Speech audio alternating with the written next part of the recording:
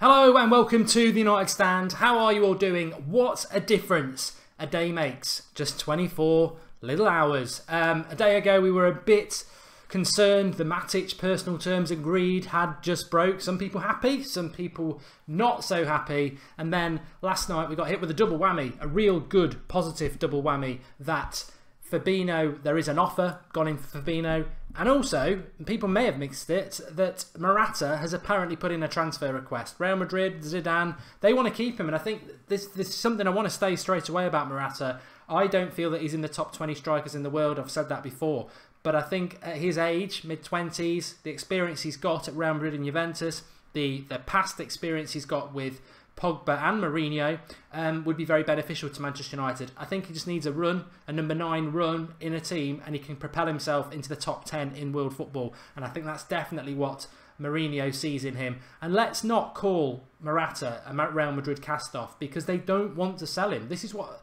sort of frustrates me a lot.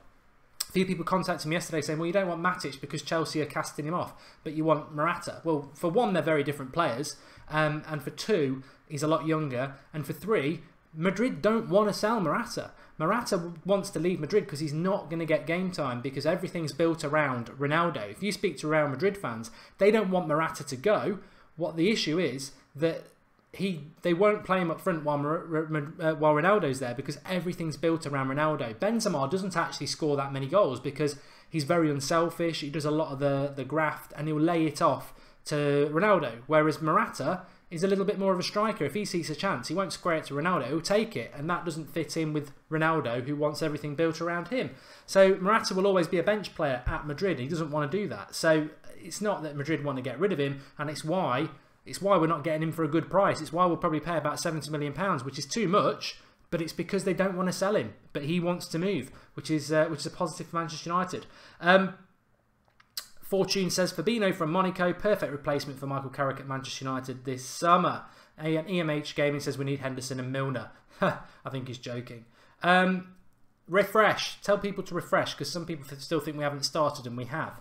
Any news on Belletti, says Shirley Smith. Why was he in LA? I think he was on holiday after we were getting married. And Ben Rees says Dimarzio said that United were looking for a wing back, which is Fabinho. Well, that's another concern, isn't it? If we sign Fabinho and he's actually been bought as a backup for Valencia, that's a secondary worry. I mean, the first concern is just getting bought. But he's not. I mean, he can play. He can play at right back. He was there for 2 seasons before this season, and we were looking at him as a right back under Van Gaal. But he's been a revelation in the centre defensive midfield position this year, and I think that's where he's best for Manchester United, because it's about freeing Paul Pogba with somebody who is tenacious, quick, good at breaking the ball up, and good on the ball to feed the players in front of him. I think 100%. That's where he's got to play. But we've got to sign him first. I think it's very, very funny. If you're not in the UK, this might not make a lot of sense to you, but we got hit with this by a week ago by the BBC, well, a journalist who works for the BBC, who are very, very credible normally. Manchester Evening News, who, as a local paper to Manchester United, should be performing a hell of a lot better than they do.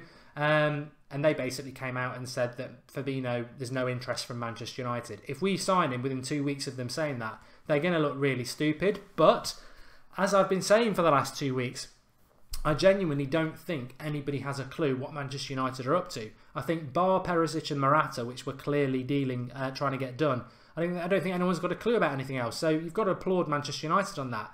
We've certainly not gone to town on, oh, this is a done deal, that's a done deal with anybody this year, apart from Lindelof a couple of weeks ago, because there's not a lot coming out of Manchester United. Last season there definitely was. This season there isn't, which I think is exciting, but ultimately it will lead to a number of big, high-profile journalists and media outlets ending up looking really stupid, hopefully.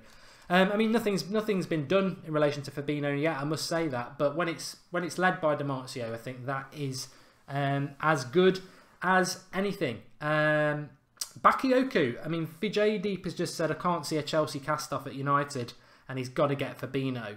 And Ready-Made ZDTV is sort of sucking me in here. He says, shout me out if you love your fans. Well, I love your fans, but I'm not doing shout-outs just because you manipulate me like that. But you got me on one. But interestingly, Bakayoko is going to Chelsea.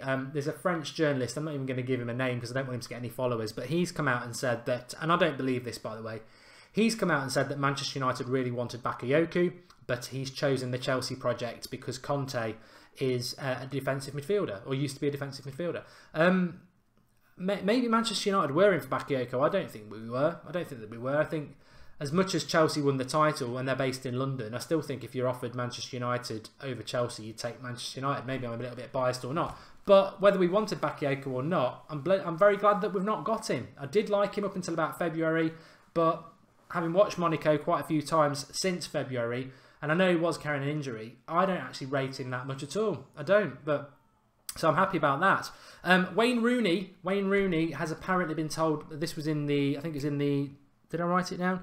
Well, he's been told he can leave. I think it was in the Times, but he's been told that he can leave Manchester United. But the big problem, and it's sort of been not swept under the carpet, we have mentioned it a bit, but the big problem with Wayne Rooney at the moment is nobody can afford him. The idiocy of David Moyes giving him that massive long contract on £300,000 a week off the back of a bad season was amazing. But it's a problem now for United because he knows he can stay at United for 2 more years earning £300,000 a week.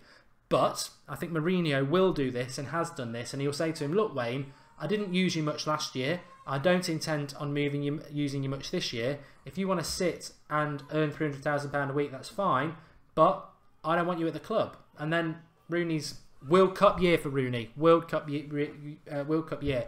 I think him back in training, you could read it 2 ways. He's back in training early to get in the United squad, or he's back in training early to get himself a move and be ready and prove he's useful to somebody else. But World Cup year, he won't have discounted the fact that he can be part of the England setup for the World Cup. He won't be getting part of that setup if he stays at Manchester United. Not sure if you can hear Sebastian crying there, but it's his first appearance. Bakayoko is Fellaini without a wig, says Minnie. Oh, we've got a contribution here from If We Get Fabinho, can Pogba be a number 10, says Moses. Well, thanks for that contribution, Moses.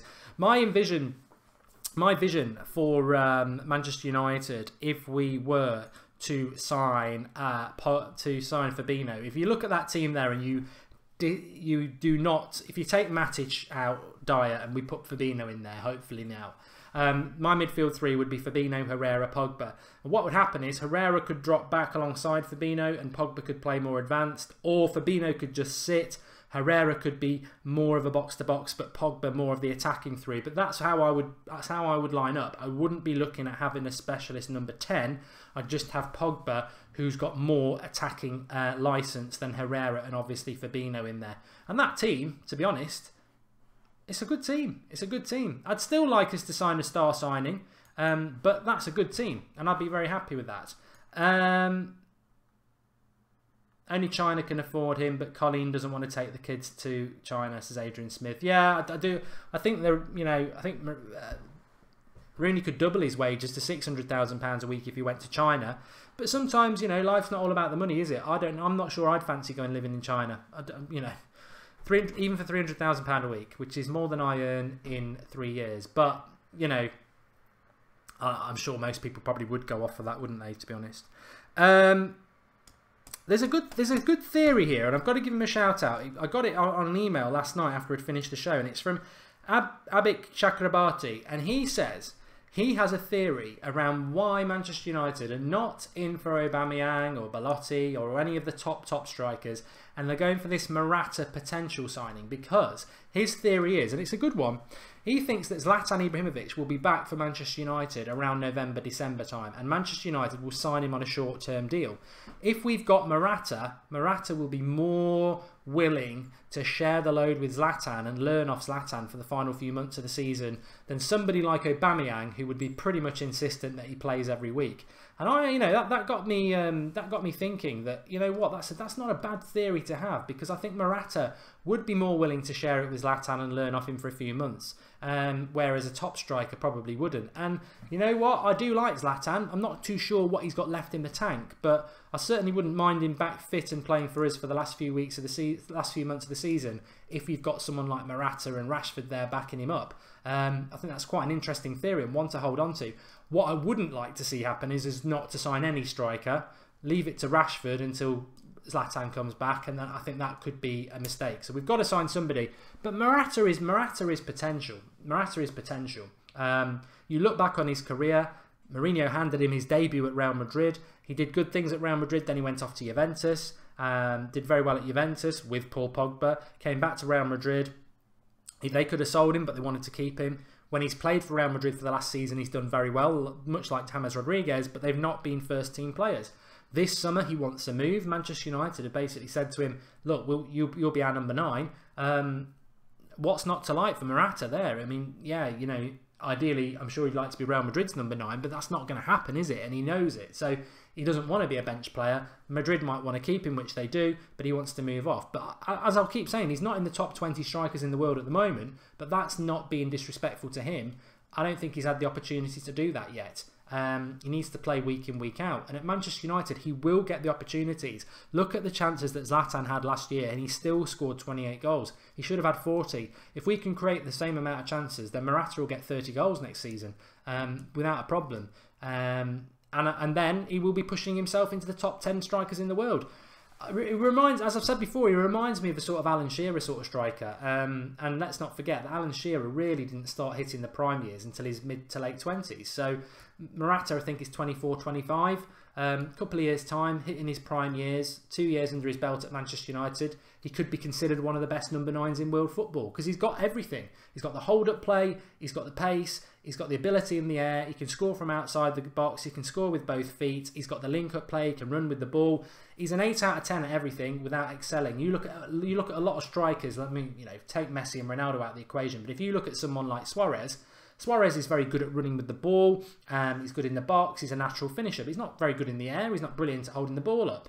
You look at somebody like Zlatan, never really particularly fast, dominant in the air, good at holding the ball up, quite skillful, not great at running the channels.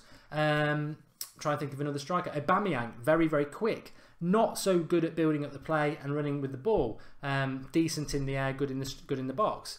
Murata, all right, he might not be 9 out of 10 or 10 out of 10 at anything, but he's consistently 8 out of 10 off everything, and that could be revelationary for Manchester United. And the fact that Mourinho wants him is very good.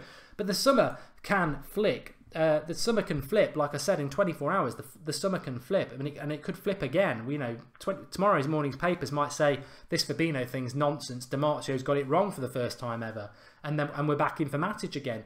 I think the importance of the Fabinho signing is so important because, like I said, we were talking before Lindelof, Matic, Murata, Perisic, and I think the mood slightly drops on that. We're like, oh. Lindelof, Fabinho, Matic, Perisic, and the mood drops. That's how important this centre defensive midfield position is to Manchester United fans, because we want somebody in there. When we look around the Premier League especially, and you look at Kante and Wanyama for Spurs and Chelsea, and that dynamic, quick player who can break the play up and feed the attackers is what we want, and it's what we need. If you put somebody in there like a Matic or a Dyer, I'm not saying they wouldn't do a terrible job, but they're not quick, dynamic players, and I think we're crying out for it. We had a caller on Skype Goldbridge on Thursday night, and he said United's problem is the inability to move the ball from the back to the front quickly along the ground. We've just been hitting long balls. You look at the Europa League final and the final month of our season, the amount of long balls we were hitting from the back because we didn't have the players with the ability on the ball to play it through the midfield and, you know, use the width. We just didn't. Lindelof is probably one of the best centre-backs in the world at playing the ball out from the back. Fabinho, Brazilian, very, very cultured, good at playing the ball from the midfield, taking it from the back. And that will help us no end. And also, it will develop people like Fosu Mensah and Twansibi to be seeing these players and learning that, because they are both potentially very, very good football players as well. John Maloney says Fabinho's got his class and he's got great talent. Don't forget, tonight, 8 o'clock, it's Saturday Night Live tonight. So 8 o'clock tonight. Follow us on Twitter at United Stand MUFC. I'll put a tweet out at about 6 o'clock, and it's basically just a tweet where you can put your questions on there. That will go up on the screen at some point. Massive interaction with the live comments and Snapchat as well, which is United Stand MUFC, all one word like Twitter. So tonight at 8 o'clock is Saturday Night Live, Q&A, your show. Looking forward to that, so it's your opportunity. It's not Skype Goldbridge, that's a Monday and a Thursday. This is exclusively for comments, Twitter and Snapchat. So that's 8 o'clock. We'll take your questions and we'll just whiz through it, which is great. Something else I just wanted to touch on as well. I mean, if you don't know who Steve Nicol is, when I was growing up, Liverpool were very good, which is why I hate them. And they had a defender called Steve Nicol, who is, like most Liverpool players and fans are very bitter about Manchester United. He's come out with a few corkers recently, but a recent article, he's named his top 5 managers in the world football, of which Mourinho's not in them. So just for a little bit of a laugh, I thought I'd tell you who his top 5 are. So Zinedine Zidane. You know what? Zidane's got to be given credit, but I think my concern about people like Zidane and Guardiola is they just get handed Real Madrid and Barcelona jobs as their first job. You've got to go some not to be successful in those situations. But Zidane's in there. Ancelotti's in there. I do like Ancelotti, and I agree with that. And he's won titles everywhere he's been. Conte, I think judge Conte next season. He's done well at Juventus. He's done okay with Italy. And he managed the club with no European football to the title, which I think Conte will get found out next season, but let's see. Who else has he got in there? It was Pep. Pep's in there. Pep Guardiola. Again, same with Zidane. I mean, what's Pep Guardiola ever done apart from inherit the best Barcelona team there's ever been, go to Bayern Munich and win the league in a one-horse race and fail in Europe, and then at Man City, for some reason, he's just been given an absolute free pass last year for what was a disastrous season based on spending the most money and, you know, a disastrous season for them. And then his 5th choice, you're going to guess it. Jurgen Klopp. Jurgen Klopp is apparently better than Mourinho. I mean, this is a man who, okay, he won the title with Dortmund in a 2-horse race. He won the title 1 season, or maybe 2. But has he ever won a cup final? Has he ever done anything? He's never done anything in Europe. Klopp's a bloody myth. Even people in the Premier League have figured out Klopp. He's only got one way to play. My prediction for next season, by the way, is that Guardiola and Klopp won't be in the jobs that they're in next summer. I genuinely think they won't. I think both are going to fail next year. And I can't see them being in a job in a year's time, which is interesting because 2 years ago when Chelsea were champions, I predicted that Mourinho would get the sack, and everyone said no, it's never going to happen. The videos are out there, and I did say that I think that Mourinho would get the sack, and Chelsea were the champions at the time. There was no reason to think it, but you could just see it. Coming, to be honest. And I can see Klopp and Pep. They'll be out of a job within the next year. But definitely in the next 2. Jay Roth, thanks for the contribution. He says, Mark, if we get Fabinho, then got Matic, but sold Fellaini, would you be happy? You said Matic is just a Fellaini who can shoot. I've got to be consistent with you, Jay Roth, and everybody else. I don't want Matic at Manchester United. He's a centre defensive midfielder. If Mourinho signed him, he would play him. So how can you fit 2 centre defensive midfielders in 3 spots? Pogba and Herrera have got to get one of those spots, and he'd probably play Matic over Fabinho. So I don't want Matic at Manchester United. I do agree with you that we do need we need 2 midfielders, but one's got to be a centre defensive midfielder, because then you've got Carrick who can play there, Fosu Mensah can play there, and Herrera can drop there at a push. What we need is another midfielder then to be more attacking in the Pogba, Herrera and Fellaini, I suppose, and another midfielder. We need one there. For me, it would be Renato Sanchez or Ross Barkley, because they're both young players with big pedigrees that for some reason over the last year have sort of dropped. But I think Mourinho could excel them again. One's 20 and I think Ross Barkley's only 23. I think we'd get them both for a bargain. One of those would be perfect. I'm not saying we need somebody to come and play first team football straight away, but if one of those came in, I think they'd come in, embed themselves, learn from Mourinho for a couple of months and gradually work their way in, because we've already got Pogba and Herrera. That would excite me, and I think we do need 2 midfielders, but we don't need 2 centre defensive midfielders. We need a centre defensive midfielder and a more attacking midfielder. Jack Lyons says, name 20 strikers better than Murata. Jack, to do that off the top of my head would be very, very difficult, but it's a great question and I will answer it tonight at 8 o'clock. Because off the top of my head, it's very, very tough to do that. But I know that there are 20 better than him. I mean, off the top of my head, let's try. Well, we don't need to try and do it. Let's look in the Premier League. Diego Costa, Aguero, Zlatan. I'm not putting any Arsenal. Harry Kane. I've done Aguero, haven't I? Gabriel Jesus, that's 5. Marcus Rashford, that's 6. So that's 6 straight away from the Premier League. You go into La Liga, so 7 Messi, 8 Ronaldo, 9 Suarez, 10 Neymar. Into Italy, Belotti. Go. Obviously, you've got Aubameyang, Lewandowski. That's 13.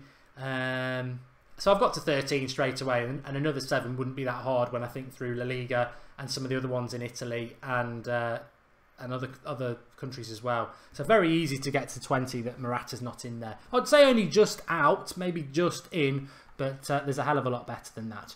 But it's a good question. Joe Phillipson says Murata would be a good signing, but not the quality we need. I think, trust Mourinho on Murata. I think we're going to have to overpay for him, which is a bit unnecessary. But Lukaku as well. Yeah, I would put Lukaku ahead of him at the moment. Vince Chapman's made a contribution. If we get Fabinho and Chelsea get Bakayoko, then all the top 4 will play same in midfield next year. Exciting. I think next year is going to be a very, very interesting season, and obviously we'll start talking more about next season when July hits. But VJ Rocks has made a contribution. Thank you for that. He says, I think we need to make 6 signings to win the title. Lindelof, Fabinho, Perisic, Ousmane Dembele, Murata and Aubameyang at the United Stand. Well, that would be an immense summer. It would. I'd love to sign Dembele. But next season, just very quickly on the question that we were asked there. Next season is going to be very interesting because everybody's on a level playing field. You look at last year, it's no surprise Chelsea won the title, and I think Liverpool underachieved. They ended up battling for top 4 when they had no European football. They should have been comfortably top 4 because they had no European football. Chelsea won the title for that reason. Next season, Chelsea in the Champions League, Liverpool in the Champions League, City in the Champions League, Spurs in the Champions League, us in the Champions League. And Arsenal probably have the best sort of opportunity, but they're in the Europa League. And I don't think Arsenal can afford not to take that seriously. I think their fans will want them to take it seriously. And because they will take it seriously and see it as a way of getting the Champions League like we did, their league form will be screwed because we saw it. And I said it. I called it this time last year.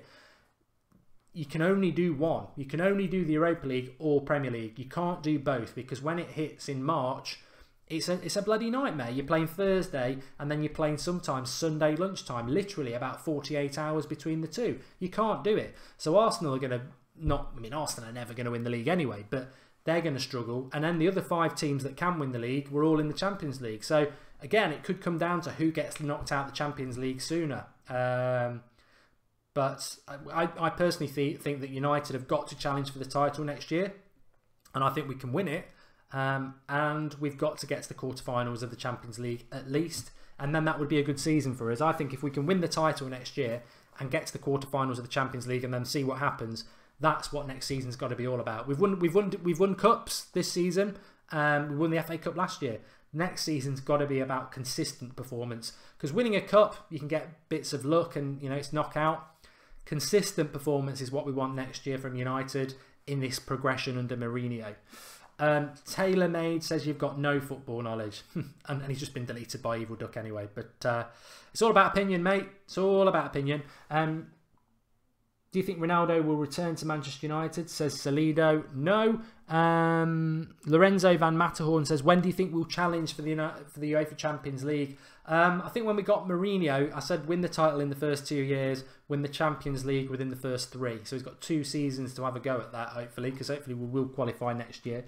Who would you say is most likely to join Manchester United at the moment, says Matthew Steen? Well, in relation to who I think will sign next, I still think it will be Perisic, because we are 6 days away from the end of June, and I think that's crucial for Inter Milan to raise the money they need for financial fair play. Fabinho I don't want to commit to, because I've still got a horrible feeling that this is a dream come true that could come crashing down, but Fabinho could happen next week. And Murata, I think I've just got a funny feeling we will sign Murata, but I think Murata might go into July because of the whole Ronaldo thing, and Real Madrid will be focused on that. But in an ideal situation, we could sign Fabinho, Perisic next week and Murata. And then you go into July, we've got 4 signings done and we're on easy street with a cigar on, because we're like, yeah, it's July.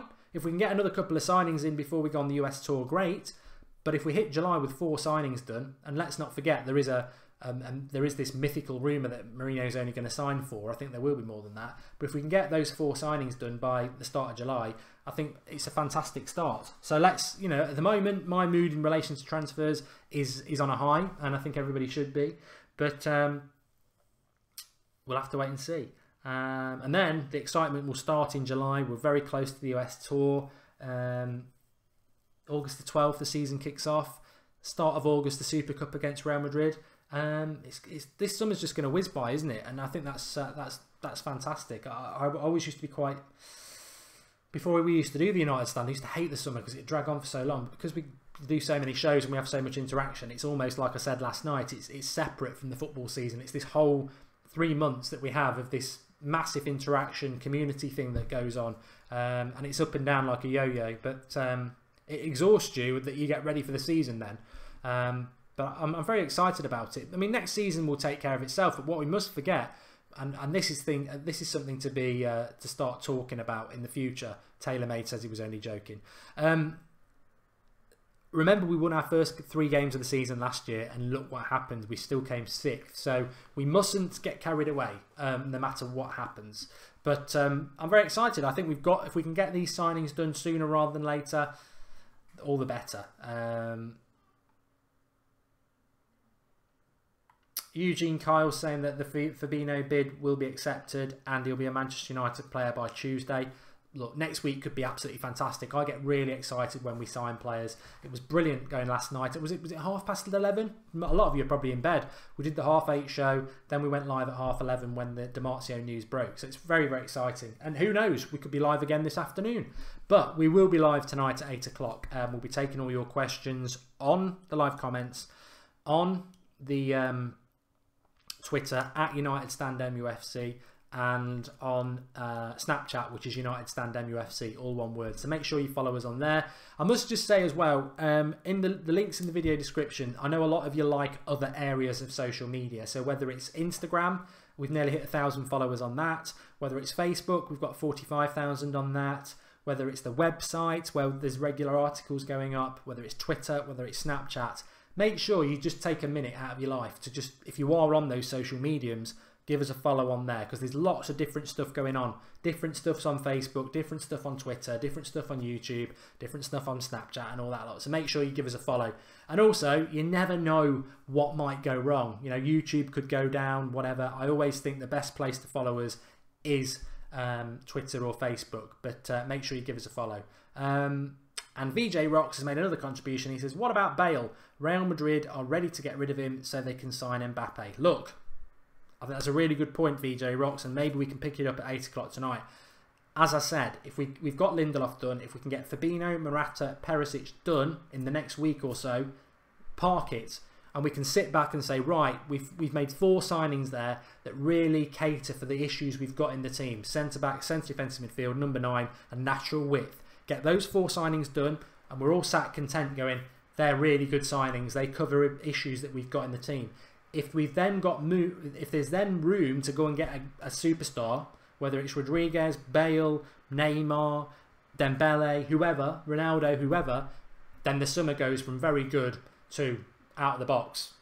The ball's out the park. And that can happen, but I think let's get these 4 done first. Let's get these 4 signings that it seems Mourinho has prioritised as these are the grafting, workhorse, improving signings. Perisic, Murata, Lindelof, Fabinho. Get them done and then give ourselves a couple of months to get that superstar. Like last year, really. Mkhitaryan, Zlatan, Bailly, done very early. And then we left ourselves 6 weeks to focus on the Pogba deal and everything that entails. So that's the way I'm hoping this summer's going to go now. Get them core signings done that'll improve us, and then let's see if we can do this big superstar signing, whoever it may be. But focus on that. Thanks everyone for watching. Back live tonight at 8 o'clock with all your questions. Make sure you follow us on all the social media things underneath. Fantastic live comments as per usual. I do feel that it's gone up a level, hasn't it? It's kicking in. I'm sure we'll drop again. I'm sure there'll be a drop in the mood again, but at the moment we're riding a wave. Let's hope that continues. And we'll obviously, as per usual, anything relevant breaks, then we'll go live. We're not going to react to the Sun or the Daily Star, but anything that we feel is credible, we will react. Speak to you all later. Thanks for watching.